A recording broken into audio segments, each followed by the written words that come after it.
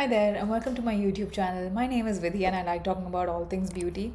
So, today I thought I will go through all of the products that I bought in the recent Sephora VIB sale. I mentioned in one of my past videos where I discussed my favorites for the Sephora sale that I'm gonna try to be a little more mindful about the purchases that I do end up making and that I want to curtail myself from purchasing too much. And I feel like I did a decent job, not perfect of course, but I feel like I did a decent enough job and I didn't quite go all out and purchase everything that was on my list.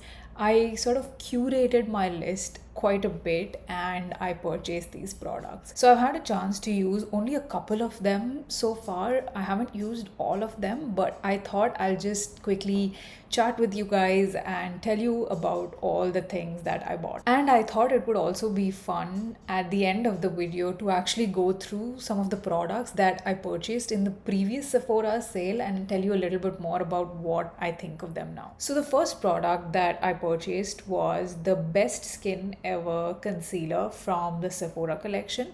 This is the glow version. I believe they have two versions of this concealer. They have a glow version and then they have sort of the matte version. I went for the glow version because I like to have a little bit more of a moisturizing concealer, especially under my eyes. I've had a chance to play with this concealer a couple times so far, and the impression that I've had with it so far is that it's fairly light to medium coverage. It has a very thin serum like consistency.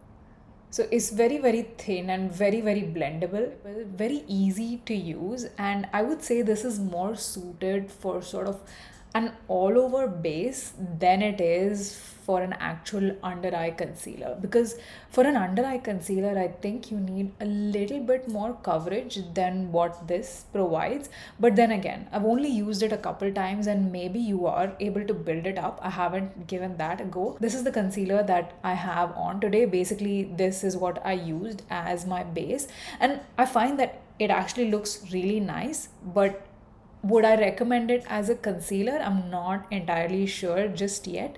I will use it a little bit more and I will report back. But in terms of the formula, again, like I said, it's very creamy, very easy to blend out, and I don't see it creasing at all so far because the formula is so thin. I would imagine it will crease through the day, but so far at least it looks very nice. And because the formula is just so lightweight, it looks absolutely imperceptible on the skin. And I feel like it's almost like an equivalent of what a skin tint is. So the way you have skin tints instead of a foundation, I feel like you could use this concealer instead of a normal concealer. I imagine that this is very similar to what the Tower 28 serum concealer would be like. I haven't tried that one, but I believe that one also is more light to medium coverage, and because it has that runny serum like consistency, I would imagine the two are quite similar. But again, I haven't tried that, so let me know if you have, and I'd like to know down in the comments. Next up, I picked up another concealer. Now, the reason I picked up two concealers was because I don't really have a concealer that actually matches me well enough. The one concealer that I have, the Dior Forever Skin Correct Concealer, it tends to be a little bit too yellow on my skin and I wanted a more neutral concealer. So I thought this would be a good opportunity to try out different concealers, and the HAUS Labs concealer was the one that I originally wanted, and I just ended up getting the Sephora collection concealer because the Sephora collection during the sale is on 30% discount, and honestly this was like $19, so it wasn't too expensive, so I thought I could justify getting the two together. But coming to the HAUS Labs Triclone Skin Tech Concealer. Now, I have only tried this in store so far, so I'm yet to give it a go at home. But the one time that I tried it in store, I found that it was actually quite thick, very similar actually in consistency to the Dior concealer, much thicker, more creamy than serum like, I would say.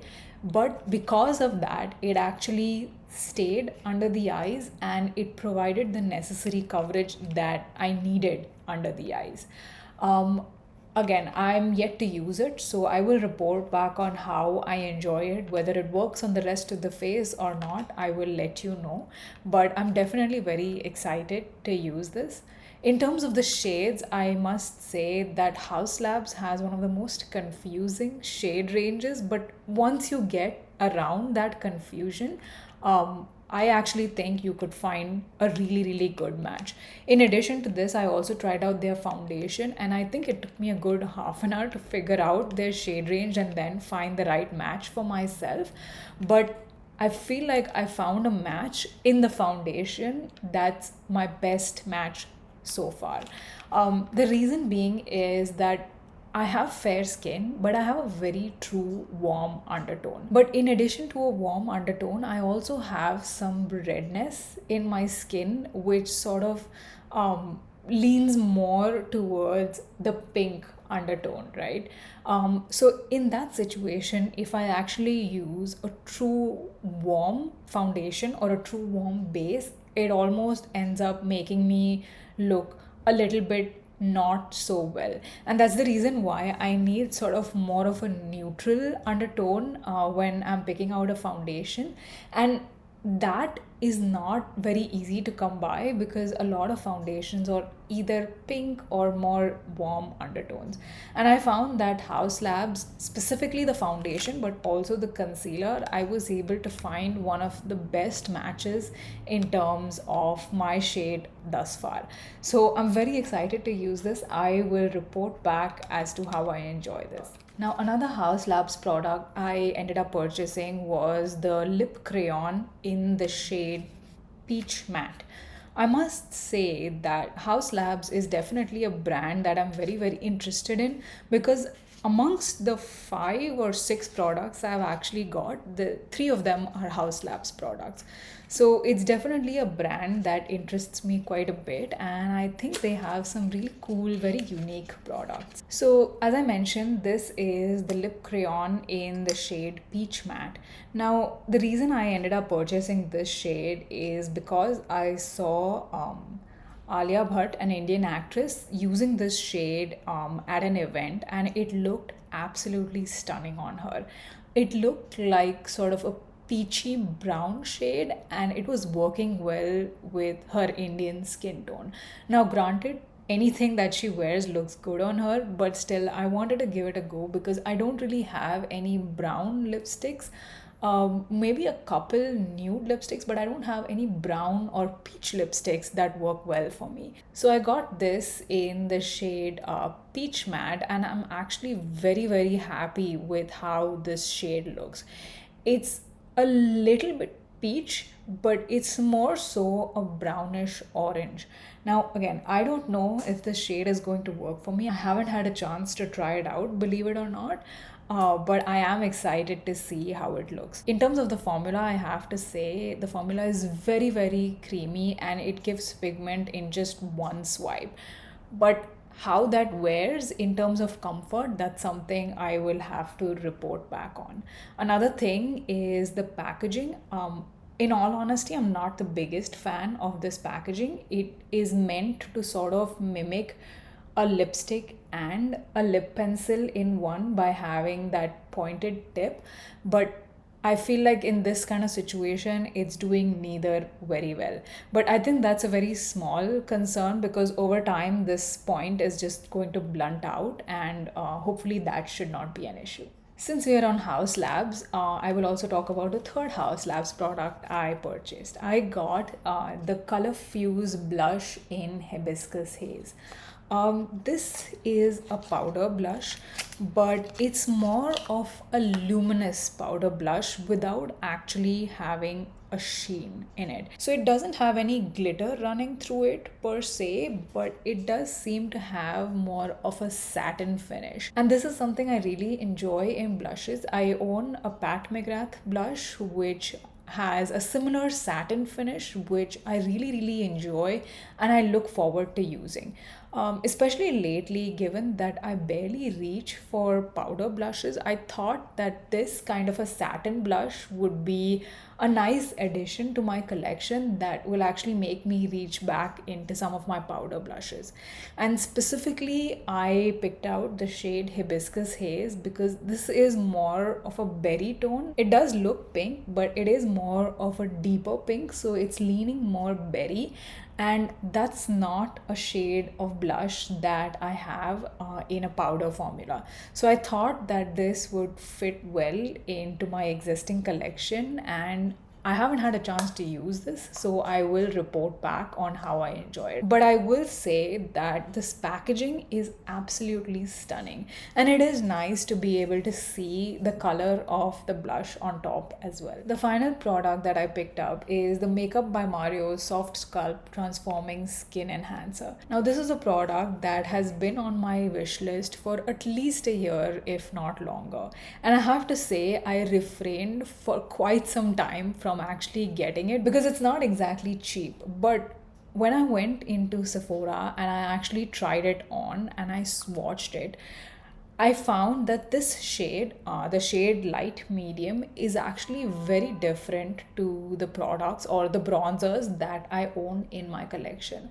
Now, most of the bronzers that I own in my collection lean more so neutral, or more than likely they lean warm. And while that's a great shade for a bronzer, it doesn't necessarily work very well as a contour. So I had been looking out for something that is a little bit more cool tone that could work as sort of a bronzer contour combination. And I've heard that this particular product works very well in that niche. So it fit well in my collection, and given that it was in my wish list for so long, I thought that I could justify it. So this is the shade in light medium. I have had a chance to use this just once so far, and in all honesty, I feel like it's not quite as cool toned as I thought it was originally when I swatched it in the store. But having said that, it's definitely still at least on the neutral side and it's not quite warm. So I will use it a couple more times and I will report back. But the one time that I used it, it was very, very easy to blend and I quite liked the look.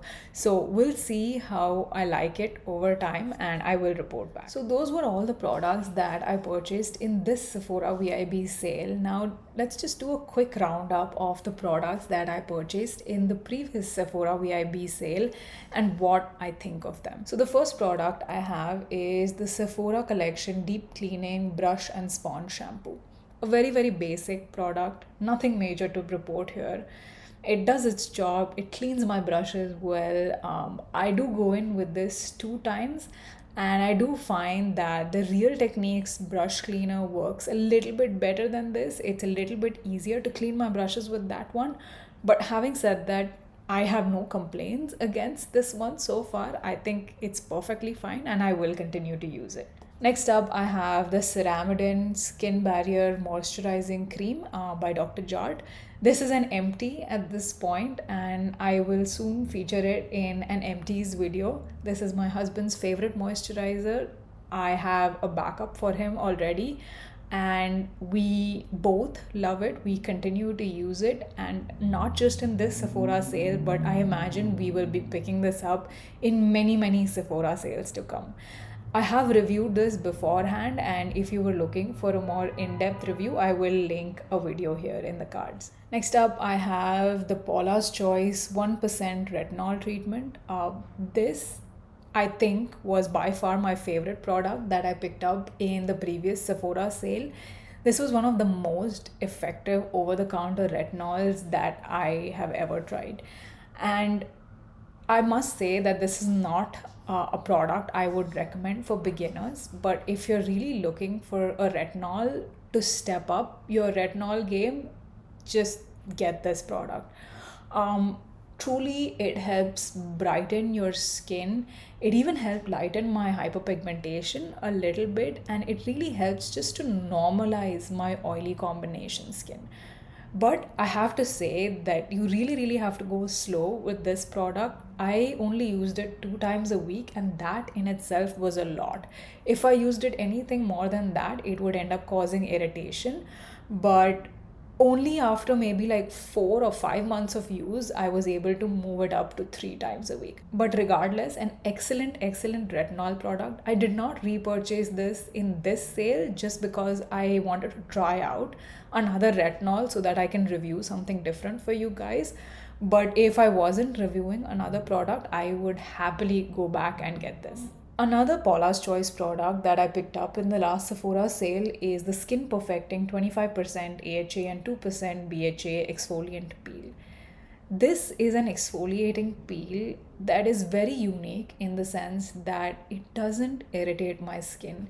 And that, in all honesty, is quite rare. In the past, any exfoliating mask that I have ever tried causes severe irritation to my skin, and my skin just ends up going red, and for the next 5 days I'll have sort of a damaged skin barrier.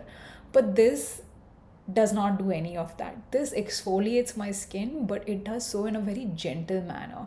So I would say about once a week, on the days that I want to use an acid, I will switch out my acid and just use this instead. And this gives me just soft, smooth skin almost instantly. I would not recommend using this right before you're going out or before an event, because it could cause a little bit of redness, and you don't want to be rubbing your skin right after you've exfoliated it by applying makeup or anything. So I don't recommend this as an event mask, but I do recommend this for general upkeep of healthy skin. The next two products that I bought in the previous Sephora sale are both from Tower 28. I bought the Tower 28 lip gloss in the shade Coconut, and then I bought the Tower 28 MakeWaves mascara. Just very quickly about this mascara, in all honesty, I did not find this mascara to be anything special. It's supposed to be a lengthening mascara, but to be honest with you, there are other drugstore mascaras at probably a lesser price that do the same thing, and they do the same thing better. So for me, I would say this is a pass, and I will finish this up, but I probably will not be repurchasing this. The other Tower 28 product that I purchased, as I mentioned, was their lip gloss.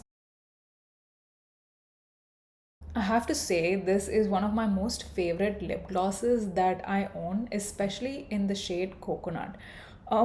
It's just such a subtle pink, and it just provides such a nice shine to the lips that I absolutely love it. It is comfortable, it is moisturizing. It's a little bit sticky because the formula is a little bit thicker, not thicker than any usual gloss, so probably quite just like an average gloss. So it is a little bit sticky, but it's not uncomfortable by any means. So I definitely do like this formula. However, is it different? I really don't think so. I think you could find something very similar, probably for half the cost at the drugstore. Namely, probably the Maybelline Lifter glosses would be very similar to this. So I wouldn't necessarily say that this is a unique product, but I will say that this is a very good product. So that wraps up all of the products that I bought in the previous Sephora sale, and that wraps up this entire video. I hope you enjoyed this. I hope you're having an absolutely fantastic day. Thank you so much for watching. I will see you next time. Bye bye.